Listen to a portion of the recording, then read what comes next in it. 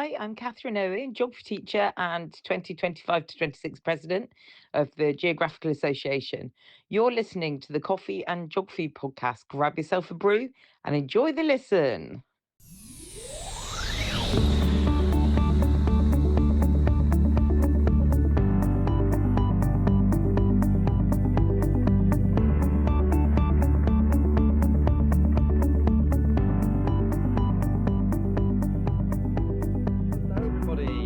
Welcome back to the Coffee and Geography podcast. We're underway, the second episode of season 6 coming to you thick and fast. And I have been waiting for this chat ever since he agreed to come on because, and I'll admit, well, you know, if you've been listening for a while, we don't really have many guests featured from Central or South America. And now we've got someone else, which is absolutely amazing. So, Omar Regalado Fernández, welcome to you. How are you doing today? Hello. Thank you very much for the introduction and for the invite. Doing very well. A little bit trying to. And I'm very cozy at home because it's very cold outside, and as you probably can imagine, I don't cope well with the cold. And there's a big hint, folks, that Omar's not actually in Mexico right now, okay? Because he's actually on our side of the planet. So to introduce Omar, he is a Mexican paleobiologist. I was really worried I was going to trip over that. Currently living in Germany. He studied biology in Mexico at, and I'm going to get the acronym right, at the National Autonomous University of Mexico. So that's what UNAM stands for? Excellent, I got that right. Yeah. Okay, so where he majored in paleontology, and after a short stint as a high school teacher, that's very common. You know, I am an ex-high school teacher. A lot of our listeners are current or ex-high school teachers. He moved to London to do a PhD in earth sciences, and his mum says that when he was a kid, he saw someone tidying a diorama at the Natural History Museum in Mexico City and said, I wanted to do that. And he did.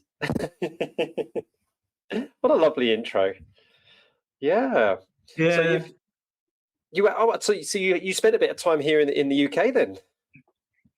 Yeah. So I moved into the UK when the flights were cheaper, which was in the middle of December. Completely a mistake. From the warm winter of Mexico to the actual winter in the UK, and then I stayed there until the first year of COVID, when I went back to Mexico after I finished my PhD. I finished my PhD earlier, but yeah, because of COVID, I had to be in the UK for a year and a half. Yeah. So how was that? The fact that you kind of now knew it was like I actually and like physically like cannot capably get back home to see my family and where I grew up. I mean, what was that? I mean, for some of us, it could have been, you know, you just can't see your family down the road. I mean, my parents live in Ipswich, just 30 minutes down the road, so we couldn't even travel to Ipswich, you know. But you can get back to your, you know, to where you come from. So how was that for you during COVID?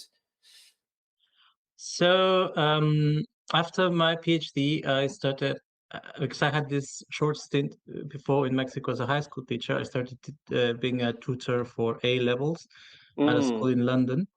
But it was like a very temporary thing. I had like a couple of hours, but because of COVID, a lot of teachers left their home countries, and because I stayed, I got a more full-time job. Oh, right. Okay. So I was very busy with this, but we were also the school was very international, and I was, I think, in the month between March and April, a lot of us started to feel very sick, and I got COVID in the first wave when nobody knew what was going on. So I just remember thinking when I got COVID and I was like, everyone is talking about how it's I don't know, very lethal and stuff like that. I was just like, oh my God. And I remember that Yeah. I once thought, God, too far away from my family and actual Mexican food. So Right. I was Okay. like, I really missed it a lot. Mm, And I think it was very difficult for me as well because I feel like I was too online because I wanted to catch up what was going on in Mexico, what of was going in course. the UK. And Yeah. I Yeah. was just so intoxicated with all of this information that at some point I got just so overwhelmed.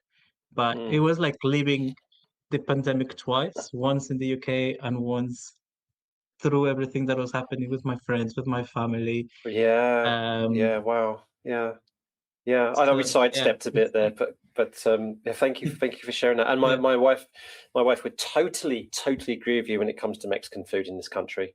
She says she's American. She's where they can get some proper Mexican food over there, and she right. says you just can't do it in England. Sorry, you just can't do it. So she'll agree with you with that one. So what? So you're sipping on your brew. So what have you brought? What have you brought at the coffee house? What do you like to drink when you're having a chat? So this is a coffee. I think as soon as everyone is like, uh, this is a chat of a coffee, I take it very literally. And so I always find a good excuse to drink coffee. So this is a Peruvian grain that I have never tried that I saw at the store. And I'm drinking it with agave syrup and oat milk. Um, so yeah, and this is my second pot It's the second of of the coffee. morning. Well, in all fairness, you are an hour ahead, so it is midday, so you can be forgiven to Mm, be on your second. You say I've already had 3 cups of tea, and I'm not trying to. I'm trying. One of my New Year's resolutions is the water now, so I'm still sticking. right. That's the only resolution I haven't broken yet. And what is it? We're recording this on the 15th of January. So yeah, let's talk a little bit about your kind of like your sense of identity in your place. So you're from and please correct my pronunciation if I get it wrong. Is it Pachuca? Is that how you pronounce it? Yeah.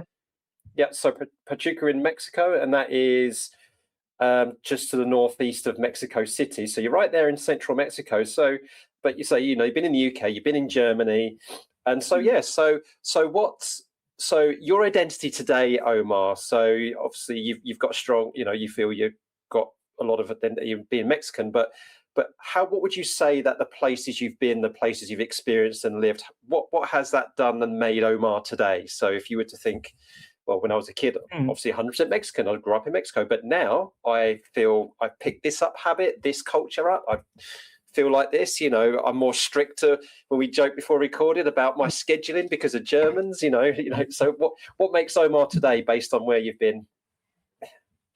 So I think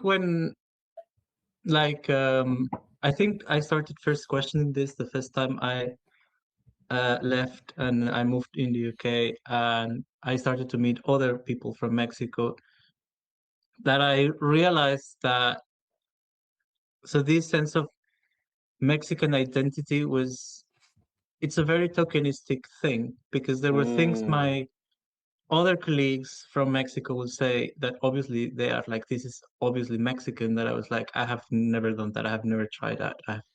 These are, there were things they would say that were like foreign concepts to me because they lived in a different place. yeah. Um, and something I remember is that, so I was in high school, we had during a geography class, I had this teacher who was like, basically, you don't notice now because it's kind of homogenized in this Mexican sense of identity and so on. But I was between the high school and Mexico City. There's so many kilometers that you could do a lot of. The geography changes so drastically because we move from the Mm, valley to the mountains that everything is very different. And if we were yep. not called Mexico, but we were called the Union of Mexican States, we could be like Europe, having every state being its own independent country with its own identity, and it's just kind of merged. And that was the first time when that made sense Interesting. to me. It's like, Yeah. I feel I am Mexican because I have this passport, but I feel very much more connected to this region of the valley and to the area and the type of architecture and living in a mountain that what people that live in the Yucatan Peninsula, for instance, is completely Yeah. different. And because of that, I started to be more like aware of how local places influenced me a lot. So I feel like um, Right. a Okay. little bit of a disclosure here is that just maybe something I think it's very obvious, but obviously for most people it's not. But Pachuca and all of this region of Hidalgo was uh, visited long time ago by a colony of settlers from Cornwall that were brought to mine the region. Um, Basically, Really? Okay. the long story short is that they came from there was these people who were like the Spanish have stopped extracting silver from these mines. It's probably because they're too dumb. So we're gonna bring English settlers here. We're gonna go to the same caves and we're gonna try to extract silver. The whole thing went bankrupt. The entrepreneurs went back to England and they left the Cornish settlers in Pachuca. And they were like, well, we can try finding more mines. And so the Cornish settlers intermingled with the local community, and then they started to create this mining center in Pachuca. That they were like, okay, well, maybe the caves don't have more Wow. silver, so let's find newer caves. And so in Pachuca is where it's the first city that has a football team in Mexico. So it's known as the cradle of football in Mexico. And the traditional dish from Yeah. Pachuca is the Cornish pastry, which we call pasta. So going to London didn't feel that Really? different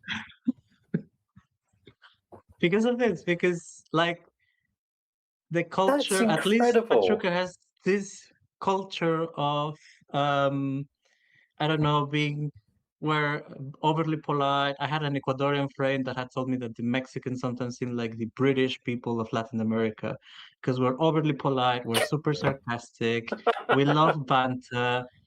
So I fit right in. I was like, it's just a different language, but it's the same. So I found it super interesting That that, yeah, this influence was like, like the story of a place having such a long impact. So yeah, and that is then super that interesting. that clock tower that you're seeing, which is the clock tower in the Pachuca Plaza, the Hmm. um, the bell that tolls was built by the same Yeah. company that built the bell here in Frankfurt, where I currently live. So I feel at home My just goodness because me. in the same toll is like the same bell tolls here in Pachuca, there in Pachuca, and here in Frankfurt. I think I'm pretty much trying to stay where I am comfortable, even if it's on the other side of Did the world. so when you moved to Frankfurt then, did you know that that was the case, or did you find that out after you moved? Like that's the same So bell, it basically. was. I remember thinking this sounds familiar, and so my partner he's from he's British. He lives in Luxembourg, but he's British. And so when he went to Mexico, I took him to take a tour of Pachuca, and the tour was pretty much about how much there is so many cultures in the city. And then that guy confirmed that yeah, the bell is the same because he's just like this same bell is the same bell that is here and here. And I googled the guy, the company, and the guy who built it. Um, and it was a British company that had made the same bells for Pachuca That's and for Frankfurt. incredible. And so when I told the guy, apparently he also built this one in Frankfurt. And he's like, oh, please, when you go to Frankfurt, please take a photo of that because that's incredible. So yeah. What a coincidence. I mean, I've I've had so many coincidences in my life, and I've definitely heard lots of stories of coincidence talking to people on this podcast. But that is something else. Wow. Yeah, no. Okay, I've been bowled over Um, by that. Yeah, yeah. Wow, it's it was almost. I mean, I've, I don't really believe in fate, but sometimes when you hear things like that, you're thinking, well, hang on a minute. I know. Yeah. Oh, wow. That is really interesting. Yeah, I've been a bit amazed and thrown by that. I've kind of like lost my track about where I was going to go next. Yeah, so you've got you've got that direct like historical connection between place. You've got that cultural connection, as you say, of the almost the Mm. Britishness, of as a residual of the colonial process back there, and we'll definitely be talking about that Mhm. because that's part of your work. Yeah. So yeah, and what about your partner then? Is there anything like you feel that because when you've been together for someone for a while, you start picking up their habits or whatever? And is there anything now that you've got thanks Mm. to your partner of the Britishness in him? I have a deep appreciation for tea, for instance. So I think I've become more of a tea drinker than I used to be, and also a bit about the ritual of having a tea, Mm, that it's not just drinking the tea, it's putting the kettle on and having a chit chat over making it and discussing how you're gonna have it. And so I am more aware of this. So I think that's a habit that I have picked up. Um, being more aware of what I'm drinking and how I'm drinking it rather than just gobbling it up. yeah, yeah. Okay, yep. So, but this is fantastic, Omar, because I consider myself a global citizen, and still proudly feel Mm, I'm a member of the EU myself and stuff like that. And I think that you to what the kind of what you're talking about, like the way that we've got indigenous and native cultures, which are so important, that need to exist, need to be respected, and need their space. At the end of the day, we're one race, we're the human race as well. So we need to embrace all these kind of things, including the mm, mergers of them. And that's why I love hearing you talk about, is that you're just a really fantastic example of this merger of a global citizen. Do you feel a global citizen? I think probably that's the question I'm getting to. Like, do you feel mm. like you're a citizen of Earth rather than just somebody who's been divided in the past, divided by a national line and a passport? I think so, but I'm also more whether uh, we are more connected to the place we came from, in the same way everyone is connected more to the place they came from. Yeah. And I'm more aware of how artificial these lines are, because it's like, I don't know, it's you get to see that England gets to be its own country, but then we get to be a whole country. So Mm, you start to question a lot what is even the point of having, these national identities. Um, and because of that, I feel like I have more in common with everyone else in the planet, yeah. uh, Yeah. than it's pretty much this. We are, yeah, hometown is always hometown. Yeah. But I'm also like, now I have, like, I've missed London, like I miss my hometown as well. Sometimes I'm like, oh Huh. my God, I wish I Yeah. was in London.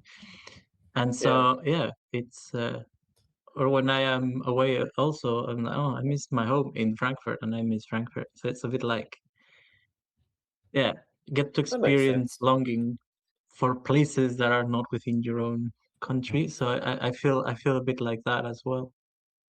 Yeah. That makes sense. Yeah. Yeah. I think you put that quite well the way I feel about it as well. So that, I think that leads us quite nicely onto kind of like what we really kind of like here to talk about as well, and that is your work. I mean, it's such a fascinating thing, and we've got some fantastic jog cues over a brew, some questions from listeners as well about this. So, yeah, So you've got here that that you're a paleobiologist. So probably the first thing to do is probably to explain to our listeners what do we mean by a paleobiologist. So people can get the sense and have heard of a paleontologist. Is paleobiologist therefore a kind of like subdivision of that under the umbrella of a paleontologist? So what exactly is a paleobiologist? So the way this was, I think in the UK a little bit, probably they're more interchangeable. And probably one just means the professionalization of the field versus being an amateur. But because it's interchangeable, I feel like paleobiologist is more like an academic term, and paleontology is more like the popular term. But when I was when I chose this field in Mexico, it was explained to me that paleontology has more a focus on the geological aspect of the fossil record, whereas paleobiology is more interested in the biological aspect of the fossil record. So paleobiology tends to be more about what does a fossil record tells us about the evolutionary process and about the biggest changes in the evolutionary history of a particular group, like the great transitions and things like that. Whereas paleontology is mostly focused on the process of fossilization, of discovering the fossil, describing the fossil, identifying an extinct group. And the way my paleobiology professor used to put it is paleontology is focused a lot on extinction, whereas paleobiology is more focused on evolution. Huh. So okay. And maybe this distinction in Mexico is a little bit more obvious because we have a lot of paleontologists that are interested in the different moments when organisms stop existing, particularly because of the big meteorite that we had, the meteor crater that we had, that wiped out the dinosaurs. And then paleobiology is more, because I was doing biology, so paleobiology was like, okay, that's cool, but what about the evolution part? Oh, okay.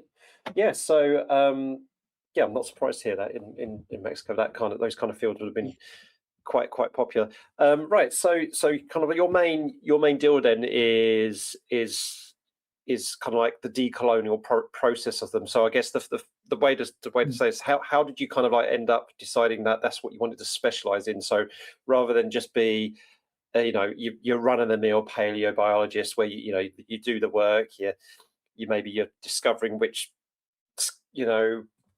things are. I mean, I can't even remember the terms now, the orders and everything, and you're doing all that kind of stuff. But if you then turn around and you thought to yourself, okay, but paleobiology and paleontology is clearly a colonial process, or has stemmed, or the current way it works is a colonial process. So what was it that made you think this needs to be explored a lot more, and more people need to be aware of like the colonial history of paleobiology? Because I think this is just absolutely fascinating.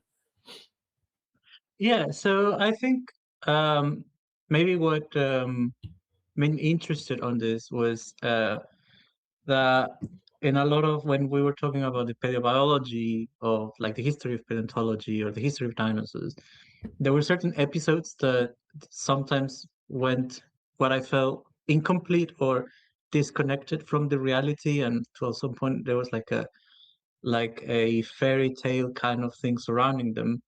And so, for instance, something that it's the one of these events is the Bone Wars, which is this dispute between two paleontologists in the United States, Othniel Marsh and Edward Cope, to see who could find more dinosaur bones. And they're exploring the western part of the United States. And all of the stories is always the same. It's like these two guys, they're feuding, they don't like each other, and then they're committing fraud, they're boycotting each other, they're sabotaging each other, and all of these kind of things. But it's always left out what were they doing there, what was their founded. And this is happening at a time where the US had just, from the Mexican perspective, stolen a lot of land from Mexico. So all of the southern part of the United States and a lot of the West, like from I think Oregon and parts of Wyoming, all the way down to the Mexico border, that all of that used to be Mexico. And for a lot of these communities, they never crossed the border crossed them. And all of these expeditions that the Smithsonian was doing in the border and in the new territories was because they were basically redoing a lot of the geological work that had already been done. And they were trying to Okay. discover all of these bones that were found in what used to be Indian lands. And the history of paleontology never touched about how what was like the bone wars happened within the context of the Sioux Wars, where the United States is trying to displace all of these Native Americans. It's very tightly linked to the origin of reservation. And when I was doing my PhD, and I would be asked to explain this by people, like, have you heard about the Bone Wars? The Bone Wars, I always felt like people were expecting me to retell the fairy tale rather than what actually had happened. And that's when Okay. I started to become interested in this. And like I said, I'm really into historical fiction. I think during the middle of my PhD, I read this book by it's a posthumously published book by Michael Crichton called Dragon Teeth, where he's also obsessed um, with the Bone Wars, and it's a historical fictionalization of what happened during the Sioux Wars between between these guys trying to explore the quote unquote Wild West and finding all of these dinosaur bones. And I think that was during my PhD, and that was the first time, and I was like, okay, so there are ways to tell this story. And that book was like what convinced me, okay, it's not two parallel realities, it's the same reality. We're just pretending they're separate. Yeah. And that's why I was like, why is that? Why are we keeping them separate? So that's when I got into the topic more academically, because I was like, so what do academics say about this? What is the discussion about this? And what started as a rabbit hole ended up becoming a lot of my professional identity. That's really interesting, and I kind of really interested in the way that the fact that it wasn't just the discourse in reality about it all, and then you've got the misrepresentation of the history, which is very colonial, but it's also that piece of historical fiction which kind of also kind of like sparked that to you, and which folks, and I've said it many times before, this is why art and fiction and creativity is so important, and you can't get rid of it, and you should be funded. So there's something that you really, these two guys, we were called these great men, they're great men, yeah. And you mentioned about like kind of the great man theory. So and my goodness, there are so many of them in the field of geography, and things like so. Because our textbooks and lecture slides are often structured around these key figures: the explorers, the theorists, the founding fathers of things, which itself is a colonial term, isn't it? Because it's so. But if knowledge is inherently collective and cumulative, as it should be, does this storytelling shortcut, does it do more harm than good? How does it shape what we see as a knowledge producer? So from your point of view then, because we've got this great man thing that goes on, we're causing all these shortcuts. So what would you say, therefore, in terms of paleobiology and kind of the work that you'll do, that where should our knowledge be coming from? Who should be the knowledge producers that we should be paying attention to, and in order to kind of like start undoing this kind of great man theory kind of that you've been talking about? Yeah, so I think just because of how informal this is, I'm gonna make an analogy, and in the realms please. of historical fiction and fiction, I think an easier way to think about this is whenever there is a group that achieves some sort of power, someone hands them a book, and they said, if you summon this eldritch horror, kind of the irony with Lovecraft here, this eldritch horror, it will secure your hegemony, and that eldritch horror is colonialism. And this is easier to think because something that makes this discussion very difficult sometimes is that people think of capitalism equals colonialism, or socialism equals colonialism, or feudalism equals colonialism. But colonialism is it's not just an economic principle. It's a whole system whose job is to secure and accumulate the power from the local all the way up, because you want to for the hegemony to exist, it has to be very wide, and these local communities, these local populations have to be deprived of power. So you summon this eldritch order, and then it starts to create this system, and it doesn't have an ideology. So that's why we can say that the United States is engaging in colonialist practices in the same way that the Soviet Union engaged in colonialist practices, is because at some point you really need to centralize this power and take it away from the local communities. And so when we think about science and the colonial parlance, sometimes there is this concept of Western science, and people think that that means the science done by people in the West. Yeah. But it's not a geographical concept either. It's more like the institutionalization of science that happened. Like if you have a colonial state and the science is institutionalized by this colonial state, these institutions will be colonial in nature. Right. Even if the participants of these institutions disagree with colonialism. And this is why I call it an eldritch horror, because when you explain what colonialism is to people, they're like, oh, that sounds horrible. And so what colonialism has to do is to create these fantasies, these stories to justify what you're doing. And it could be these institutions, these scientific institutions, help in creating these narratives. And oftentimes it's about the past. You know, these lands belong to you. These lands were promised to you. You are the best people to get these lands. Forget about these people. They don't care. They are not humans, or they're subhumans, or they're also humans, but not the same type of humans, because they believe in something different than we believe, and we believe in the right thing. So yeah, using words like savage, uncivilized, uncultured, those kind of terminology. Yeah. And so all of the local things become.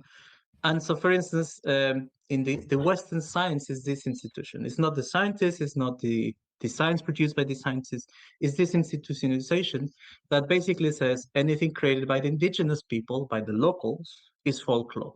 So they never had science.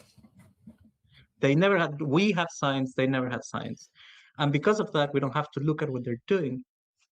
And this is what I was talking about, how you had these explorers, these great men, redoing the work that previously people had done on them, because they're like, now we're doing the right science. We're replacing the primitive folklore with we're doing real science now. Yeah. And for those of you who can't see me, I'm doing the quotation marks with my fingers. Yeah. And I feel like science, it's very clearly, it's just using, I like so many definitions of science that when you ask people, what is science? And they say scientific method, abort the mission, and start with, okay, let's discuss what science is. And science is just basically being rational. And instead of doing academic parlance, I'm going to bring another, because I really love science fiction. I think the person that has defined science best is Agent Scully from the X-Files. But I need to find this quote. Okay. Crikey, that's aging me as well, that is.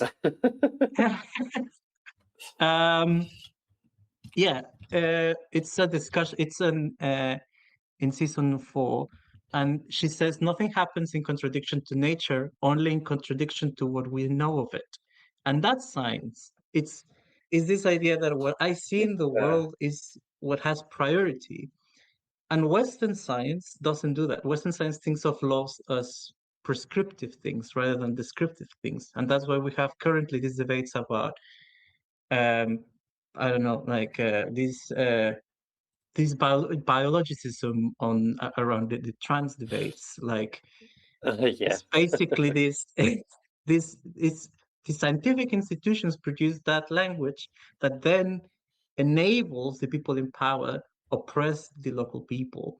And I think that that's the definition of science: is what we think it's correct, may be wrong. Nature is what says that's correct, that's Yeah, incorrect. So Agent Scully that's nailed it. really. That's the definition. That should be in the textbooks. Yeah, I'm all for that. I'm all for that. We should get Gillian Anderson to do a few, just to do a few like Oh, guest yeah. lectures and stuff like that. That'd be amazing. You know what that just made me think of is that kind of I'm very privileged to work in a very, very prestigious climate science research unit, and for my day job. And that amongst with some other works, there is a hell of a lot of focus on quantitative research. It's all about the numbers, it's all about the figures, and it's only very, very. I this is complete conjecture. I don't really know if this is really the case or whether it was a natural progress or anything, but I'm increasingly seeing in the sector, especially climate science and environmental science in particular, of more of a thought of, hang on a minute, we've got to go down the qualitative route as well. And again, those two are the Western science terms, right? Quantitative and qualitative. Whereas my point is that qualitative, as in, well, we should be listening, we should be hearing stories more, we should be talking about people with their lived experiences, we should be bringing in people who exchange knowledge. It's not just about whether something can meet a Spearman's rank or a chi-statistic measure or something. And so I don't know whether that's been a result of the wider push for decolonizing science, the fact that we need to now do a lot more talking and listening and sharing, not just, well, the math needs to add up, or it needs to be statistically significant. So I'm hoping that the two are going together, but it's still a very Western science, again with the quotation marks, kind of like way of looking at it. It shouldn't just be quantitative, qualitative. It needs to be, a lot more based in sitting down in a knowledge circle and going out with someone and saying, right, how are you reading the land? What have you noticed from experience about how the climate is changing, or whether these we now have invasive species, etc., etc., etc. Rather than just taking quadrats and measuring. So that's what I'm hoping is happening. Now, I've got a question for you, which is really, really interesting, because also in your work you say about the language of the discipline as well. So you've already just previously mentioned that, and we use we use terms like a species colonizing a new habitat, an ecosystem being pristine or untouched, blah blah blah blah blah, and all that kind of stuff. And of course, when things get discovered for the first time, that they've been there, it's just by humans, and they've been there, and they've been utilized and recognized and revered by the native people, First Nations people, Indigenous people, and then the colonizers come along and they give them names. Like Rhodes. Rhodes has put his name to a lot of things, right? So I've got a question here from Izzy from the Decolonising Geography Collective. She says, and it's a bigger question than this. So on the screen it says, should we drop old names for plants and start renaming them with decolonizer histories in mind? But if you just bear with me, Omar, I'm just going to read her full. That's just an excerpt from her question. She said, we look at Rhodes and how there are over 100 species named after him, and the derogatory South African terms mixed in with their names too. I saw in some conferences on YouTube that people are looking into decolonizing botanical catalogues. There seems to be a debate about if we should rename things. What do you think of this? Should we drop the old names and start renaming plants with these histories in mind? There could be a public service announcement at garden centres or something telling people why the names have changed. The practicality of this is probably the reasons why botanists do not want to do this, but she would love your opinion on this. What a great question. It is. And I think it's probably one of the things where I have like a lot of strong opinions, because I'm a taxonomist, just of dinosaurs. So I think just using this analogy of the eldritch horror, they cause violence.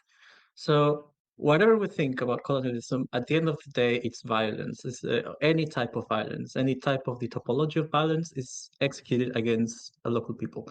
A lot of people think that it needs to involve displacement or a genocide. That's a very high threshold. Like the violence starts way, way, way before that.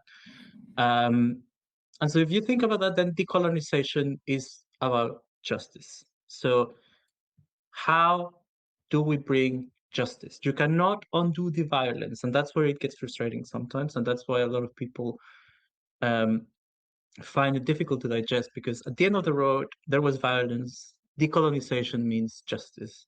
How do we bring justice? And I feel like this debate about the logistics of the names and stuff, gonna be very honest, taxonomists, we change the name of things very often. Names of things that are like scientific names, the public is going to get confused. The public is already confused as it is, because we change stuff, we split names, we merge names. You can go to a gardening catalog and they'll have names, and you'll be like, oh, these are all outdated or whatever. That's in terms of like changing the names. I think this is also a bit a push for us first to recognize that some names are very colonial in nature, and probably the most of these are like the common names. Like for instance, this flower that in English is only called poinsettia. That's not the scientific name. She mentioned that in her text to me. Yeah, please continue. That's perfect. So poinsettia, that's the common name of that plant. That's not the scientific name. The scientific name was actually coined here in Germany when it was brought by Alexander von Humboldt from Mexico. And it's a winter plant. It's very common in Mexico. There, with the climate, it grows as trees. Here, it's always a pot, but there is like these gorgeous trees of these plants. And the name of the plant in Nahuatl seems to have been Quetzalcoatl. Nobody knows what it means, because the records of this is just a small tangent. Like basically, the Spanish came, they burned a lot of the things that were written by the natives, and then they realized, oh, if we want to communicate with them and evangelize them, we actually need to know about them. Do you mind going back and asking them to retell us everything we just burned? And so a lot of these, we don't really know what this means, what the name means. There are some hypotheses that maybe it means wilting flower or leather flower. We don't know, because it was destroyed by this process. And the name Poinsett is the ambassador from the US to Mexico, who pushed for the US to take half of Mexico. Okay. And he came back with the flower to the United States and was like, I'm introducing it to the botanical gardens. It's a beautiful flower, and it's named after him, after Poinsett. And it doesn't have a common name. So what will bringing justice to this mean? Like, what would do justice to this story? Changing the name, writing it, making sure that when we change the name, we are telling this story, that we're questioning the legacy of the great men, because somehow, and this is where I was going with this, I think the right answer is, when we talk about people, these great men, it's somehow like their work, their scientific work, it's a purifying force that kind of undoes every violence they committed against people. They were great scientists, and it's like, yeah, someone can be a great scientist and a terrible person. Elon Musk kind of has shown that. I don't even think he's a scientist, but some people think he is. So let's say he is. It's pretty much the same. Like, it's this purifying force of the legacy, and that's what we should be decolonizing first. Like the logistics, we can talk about the logistics later on, but I feel like the first step is, how do you, if colonialism means violence, what does decolonizing means? Maybe that means changing the names. Maybe. Yeah. Maybe something else. or maybe it's case by case. Maybe some names we can keep, some others we should redo. But like the case of poinsettia is it's like changing the name poinsettia to something else does not break taxonomy. It's No, not like, oh, and then the taxonomy of science collapses, and now we're all in the dark. That that's won't happen. interesting. Yeah, that's interesting. Yeah, and I guess I guess also if you've got examples like this, if you are able to change the names and not kind of like Mm. and it still maintains the taxonomy, which is a whole new level of challenge, then at least it kind of starts to raise awareness. So like saying what's happened with Uluru, instead of calling it Ayers Rock anymore, and I can't for the life of me remember the Welsh pronunciation of Snowdon, but now it's called what it should be called in Welsh Gaelic now, and that raises so that all that kind of stuff raises awareness. So at the very least, to get people thinking about these things and talking about these things. Okay, so we've got the second question then comes from Gemma Archer on LinkedIn. So she says, what systemic obstacles in the move towards decolonisation of polio and STEM do you think there have been, and do you have any glimmers of hope? And a follow-up to this, she says, is have you found there's any differences between different countries? Like, are some countries doing it better than others? Have you got more hope that in some places than others, or is there more challenges? It's a bit of a big question, but very briefly, because we are running out of time. What do you reckon are the main barriers, but the main causes for hope? So maybe just that we can kind of bring it full circle. I feel like one of the things that started to happen was that the quantitative aspect of science was indeed very colonial, because it meant using instruments. And if the institution that holds the power is making the instruments, then, quantitative has priority, because then if you want to do the science, you have to buy me the instruments to do it. Right. Okay. And there started to be this push about the qualitative aspect, about asking deeper questions about, well, what if the instrument is wrong? Like, do we even need the instrument? Are we measuring everything we're measuring? And I think that's when people started to think science had gotten woke. That's how I say it. People are, Yes. oh, we're questioning the Western science narrative. No. What is this science you're talking about? No, we should do it the colonial way.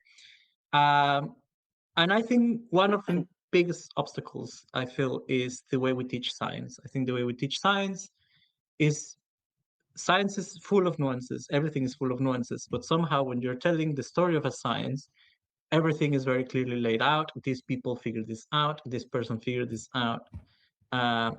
And we know that that's not true, but because it makes it easier to teach, kind of like we're trying to simplify stuff for the sake of teaching or for the sake of education. And I feel like the main obstacle is that even when scientists change their vocabulary in the academia, in the jargon, that does not communicate in the classroom to the new students and the new scientists. So we keep training them with this Western science mentality,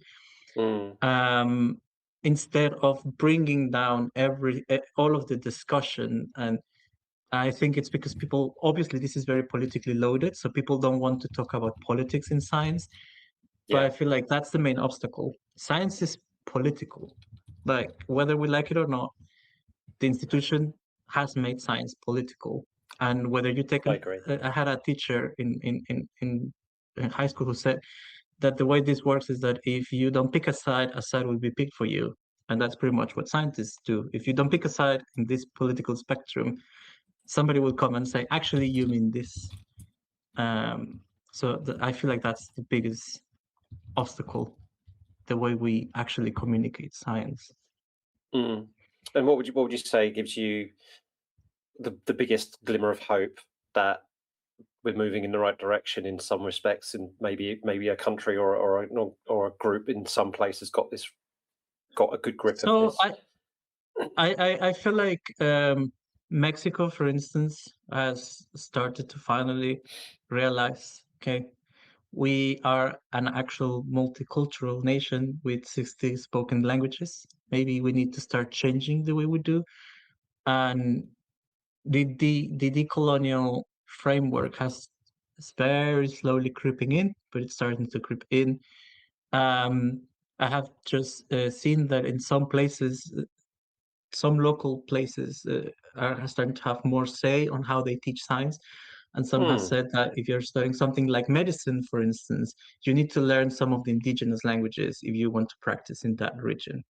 And it seems not like a big deal, but it is a big deal. And the biggest hope that I have is that climate scientists now say that the best way to solve climate change is to think globally, act local. Yeah. That will push for decolonization because, like I said, colonialism centralizes the power from the local communities. So empowering the local communities to do stuff will inherently bring some of that back, some of that power back. And I think that's Totally what agree. gives me hope that we're moving in the right direction. Totally agree with that. Yes. So I see that myself, and I'm pleased that there's now mentions of those kind of things in the IPCC reports. It's not good enough. It needs to be better. At least it's moving in the direction we want it to. Right, there is one more. This is slightly different of a question, but it's just a bit of advice, really. So this is from the wonderful Fran Martin. She posted this on LinkedIn. She said, any thoughts about how a neurodivergent young person who cannot go down standard educational route might get into the field of paleontology? So do you have any recommendations or any resources or groups that Fran can offer to this neurodivergent young person? So I think maybe the best alternative route is to ask museums and become a volunteer or a guide, or do internships in natural history museums. Ask for what are their programs. For instance, the museum where I was working here in Germany, Senckenberg, had a very good system for bringing volunteers and citizens to help to do citizen science. I want to, for instance, for this particular question, is like when we say things like citizen science, it's still science. It's just not in these institutions. So 100%. citizen science is also science. So you get to do science by getting involved in a citizen science project. For instance, the NHM, I remember, had a very good citizen science program. I was a volunteer in one of them, teaching. So I and then also doing some citizen science myself. So in a group I have never ever worked in my life with. So yeah, that's a good pathway also to go into paleontology without having to go through academia or the universities. Yeah, that's what great advice. And yeah, I'm the project I'm involved at the moment works with the Natural History Museum on the National Education Nature Park Citizen Science Program. So which is one example. Right, we have run out of time, and I should be in a. I've swapped my work hours around a little bit, and I should be in a meeting right now. But this has been so good. I don't mind. I could be a few minutes late. So we're gonna finish now. I would love to have then gone a bit of geeky on sci-fi with you and historical fiction a bit more, but we'll have to leave it there, I'm afraid. So the last thing we need to do now is link you to our previous guest. We are all geographers, so we spoke to the wonderful Gadfly last episode, and they talked about their experience of what was it, aquatic invasive species, and the queerness of kind of like the process. And they actually talked about citizen science themselves. So there's a fantastic link there. So now what I would want you to do is that you have 30 seconds to talk about a particular word that Gadfly's come up with. So, and then you get the chance to come up with a word for the next guest. So they want you to speak for 30 seconds on the word denialism. Denialism. Okay. So when you're ready, you just start talking. I'll start the clock. You've got 30 seconds to talk about the word denialism. If you want to relate it to your work and our discussion, you can, or you could just randomly vent about denialism. So whenever you're ready, 30 seconds on denialism. Okay, so I guess I will just stick to my guns. What I have done. I feel like denialism is pretty much the secret weapon of this eldritch horror, because it's always constantly telling you, I'm not here. And probably it's the main argument against my line of work is that colonialism doesn't really exist anymore. And the lengths academics will go to explain to me why colonialism does not exist. And this denialism, it's present like everywhere. And I think probably one of the happiest, or not happiest, but like cheerful or gives me some like silver lining of Okay. this is that I think that denialism is finally dead in 2026 when colonialism came and hit us in the noses with Donald Trump invading Venezuela and wanting to take Greenland. So I I never don't have to thought I'd explain hear him as a colonial. positive. No, he's not a positive No, by I any mean, means. like, some good has come from it. At least people are maybe Yeah. starting to wake up. Yeah, no, I know what you mean. I know what you mean. Yeah. I don't think they will awake, but I feel like then I don't have to engage on their denialism anymore. I can Yes. just be like, till next time, bye. No, well, yeah, well, great. I love the way you just tied that into kind of like the bits that you've inspired you as well. So what word would you like to say for my next guest? Anything you like. Could be related to our chat, or it could be just a random word plucked out. Somebody even came up with the word toenail one time. So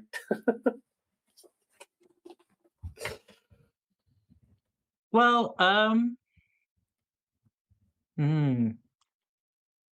just a word. Okay, maybe about the 30 seconds about the word camouflage. Camouflage. Ooh, this is so cool because it's like adaptation, which Gadfly had to do because that was the final word of season 5.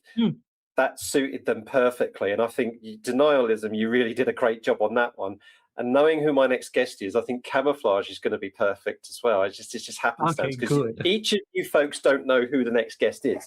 So there we go. Right, Omar, where can people find you then if they want to connect with you? So I know you're on Blue Sky, so that's one way. So what's your Blue Sky handle, and is there any other way people can connect with you?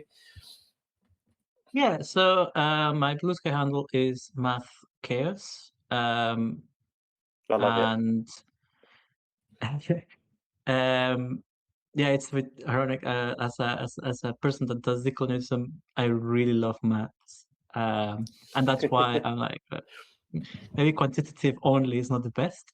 But also I'm on LinkedIn as you can find me as Omar Rafael Regalado Fernández, which is my full Mexican name. And if you have something that my LinkedIn has become, because that's probably the only reason to be in that godforsaken social platform, is people approach me if they want help getting into museums. So I have helped a lot of people to navigate through museum websites. So I ask this person, contact this person, and you can maybe do volunteering there. Or if I know someone who works there, I've been doing this network. So if anyone wants to work in museums or have interest in having a career in museums, they can hit me up. And yeah, that's also a good way to get into citizen science and stuff like that. Oh, brilliant. Well, thank you so much, Omar. This has been a fantastic discussion, and thank you also for answering those 3 questions from our listeners. And I hope we stay in touch, and good luck with the continuing of your work, and enjoy the next time the bell tolls in Frankfurt, and think of home. Thank you. Yeah, no, thank you for the invite, and thank you for the chat. It was very, very cool, and the questions were very, very. They were good. Very thought-provoking, so I really like that. Thanks for tuning in to another episode of Coffee and Geography. If you're enjoying the show, be sure to subscribe on your favorite podcast app and leave us a rating or review. It really helps. Some episodes are also available with video, so don't forget to check out the Geogrambling's YouTube channel for more. Stay in the loop by following us and using hashtag CoffeeJogPod on Blue Sky and LinkedIn. That's hashtag CoffeeJogPod, where we share updates on new episodes and upcoming guests. Got a question for a guest? Post it on LinkedIn or Blue Sky using hashtag JogQ Yes, hashtag JogQ and we might just feature it on the show. Keep exploring, keep connecting, and as always, keep geogging.